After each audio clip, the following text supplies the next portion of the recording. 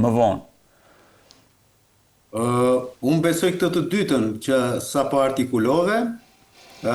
nuk besoj domethënë që në Partinë Socialiste ka kaq shumë demokraci sa të ketë ndonjë kryengritje të demokratizuar. Kjo për vetë faktin se edhe Partia Socialiste sikundër ajo demokratike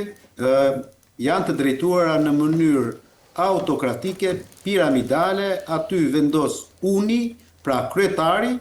dhe gjithkush tjetër pastaj që tenton të ngrejë krye, do përfundoj si kurbani i radhës, përderisa po flasim për zotin Rama, apo si të vetë përjashtuarit, nëse do e lidhim me atë që po ndodh me Ervin Salianin në Partinë Demokratike. Duke i rikthyer pyetjes tënde,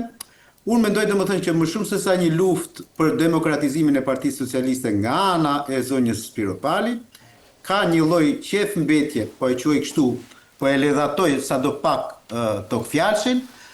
që deri diku është tërësisht i justifikueshëm, sepse zonja Spiropali është larguar nga pozicioni i ministres së jashtme në mënyrë krejt të beft, aq sa gjithkush mund të thotë ore çfarë mëkati të madh pas kështë bërë zonja Spiropali që në krye të 4-5 muajve, aq që qëndroi në atë dikaster, të duhet të largohet. Pra, në qoftë se ne nuk dim se çfarë ka ndodhur underground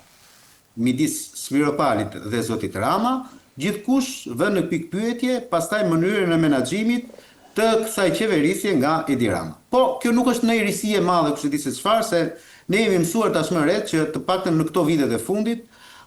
ministrat e zotit Rama nuk e din a janë ministra, kur janë ministra dhe kush karkohen si ministra. Pra, sepse aty Rama ka hequr të drejtën që edhe të kenë atë